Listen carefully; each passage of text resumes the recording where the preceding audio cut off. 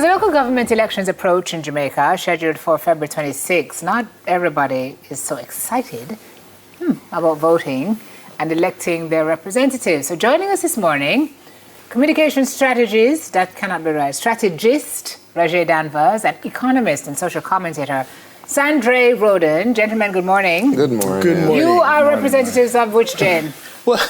Well, I think I'm surely not in the millennial group, you know. I don't know about Sandre. Perhaps you are in the millennial group. That's a good answer. Yeah, you see, I don't touch it enough. Just leave that We never bring Neville into it at all. I'm younger than all I want to put together. Let's start with you, Raj.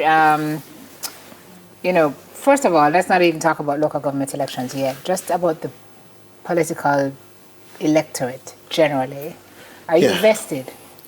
Well, because of my vocation, I'm interested in the process of governance and how governance leads to change and how people are impacted by the principals who we elect as our representatives to serve on our behalf. So yes, I'm interested in the process by virtue of my vocation and my interests and how it is that we can push Jamaica forward and just develop for the betterment of everybody. Okay. You can be interested in something and still watch it from afar.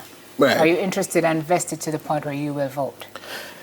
Yes, because I understand the principle that we often view as cliche, that with a vote is the demonstration of your voice and being a part of the whole political process of choosing your representatives, the ones who you think will add value, who aligns with your vision, your goals, and who you really think can, provide meaningful change for yourself. So yes, I'm vested towards that point. Excellent. Yep. Sandre, will you vote? Well, I will, but I think maybe getting me and Raja here may be a little bit biased because I say that to say in a great way that I am interested in it probably because of what I studied.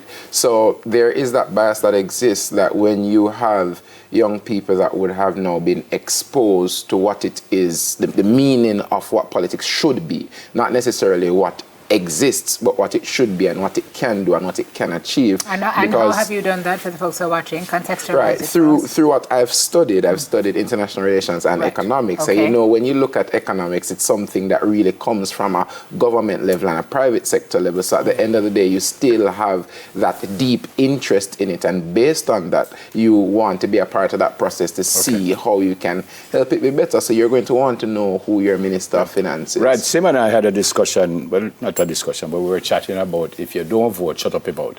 So if you don't vote, period. I'm not talking about whether you vote green or orange or whatever, but if you don't vote, then you can't point your finger and say, oh, come you never fix this and why you never do that. That's so. I'm a citizen still, so whether I vote or not, don't I have a chat? Absolutely. We often proliferate that idea, a vote is a voice. But, when you take a look at it from a macro perspective, right, the truth, not everyone in the classroom put up their hand and say, me, miss, I want to speak. You have the person who will whisper in the ears and say, I'm shy, It's a part of every democracy. But it's encouraged for a healthy democracy, for participation for as many persons as possible, because you want to know that the heartbeat of a country through its electoral process can be maintained with great integrity. Absolutely. Yep. And that is what is important in the process of democracy. Yep. So Sandra says that you both are biased, given A, your experiences, B, you're predisposed based on what you studied. So I'm going to ask you to not necessarily speak on behalf of your counterparts because you can't. Right. But based on what you've seen with your colleagues, your friends, what are they saying? Are they as enthused and as vocal and outspoken and passionate as you are, or do they not care? Well, I have to start from the lack of participation being a different voice. Because even if your vote is a voice, recalling or keeping your vote is also apathy. It's apathy. Voter apathy, now that we're at 37%, it says a lot about where the country is as it relates to politics, because it's not that people don't want to support their parties. Now, the parties are not what we're focused on. No, it's the process. People don't believe. Yeah, it's a process. People don't believe that they can see active change from these people that become the leaders in their spaces, meaning the local leaders, meaning now your national leaders, your MP, your prime minister, etc. If I don't believe I can see the change in somebody, that's what's going to affect me. So as young persons in the space, I know many young persons, even the educated ones, some of them lawyers who said to me, but I'm not even registered. No, how will this affect me? I have my job, I'm fine, I'm living. Frankly, if they want to do X or Y with the economy, I don't care. Yeah.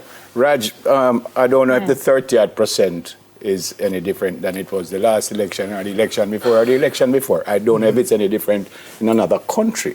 I'm not going to ask you why, but I will ask you how you get people to vote. Well, that's a very good question. First, the electorate in any country, in any jurisdiction, want to be inspired. As Sandra says, they want to know that when they exercise this franchise that has been so guarded and has been literally fought for, right? They want to know that when they move to vote, it's a translation of their voice and they can see active change. Jamaican people over the years are tired of the narrative of just this pumped up political drive that after you get the high, it goes down, the promises are not kept. People are not convinced that when they do something, they put effort into this franchise of voting, that it shows, it is evident. And so people just, forget about the process. If you keep telling a lie to a girl, she not gonna believe you. She gonna left you. And that's what has happened. The Jamaican people have left you.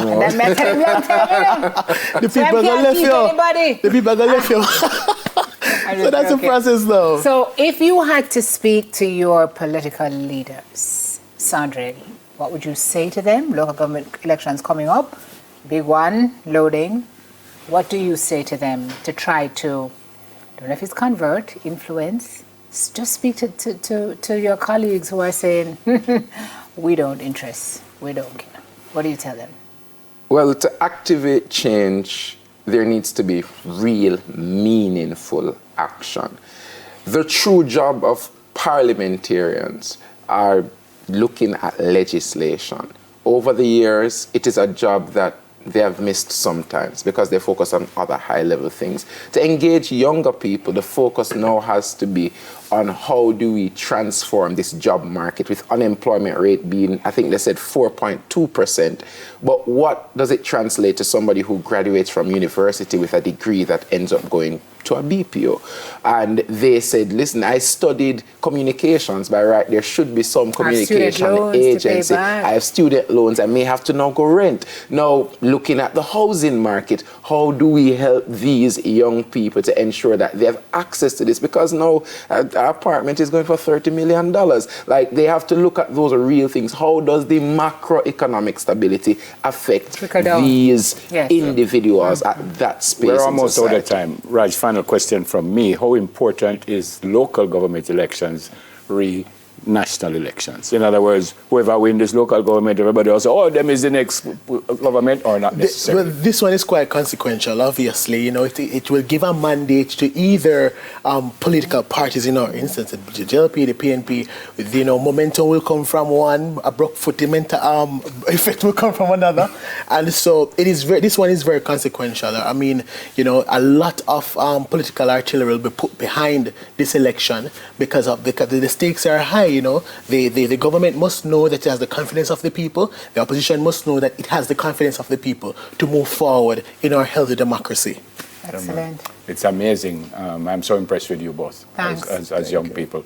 I'm impressed with you too. As a young people? But as old people. But very, very impressed. I mean, whether people agree with you or not, very well said, very well articulated. Beautifully done. And the position of many young people. Yeah. I mean, our politicians have a lot to do. These folks are discerning. Yeah, man. Beautifully done. Far little and nothing they want, standards. And all them are going, it's when you say, vote for me. You know what? What type of prophecy is that, Exactly Sandra? what I was thinking when they were speaking. All this them are Especially going. the one over there. Yeah, especially you. Yeah, this was him say, vote for Especially you. me. Sitting right here. He's the political He's probably being commentator. recruited I'm the as we strategist. speak. Okay. So he will work with you. And No, man, him more than me, man. next year, return Watch Prime out, Minister, watch out. Yeah, communication yes, strategist Roger Danvers, an economist and social commentator Sandra Roden. Very, very impressed. Yes. God bless you and your family. Thank you. And gentlemen, coming up next, we're talking about unregulated early childhood institutions. Very important topic. I wonder what these young men think about it. They tell us, but them have to go. As do we. We can come up. Yeah.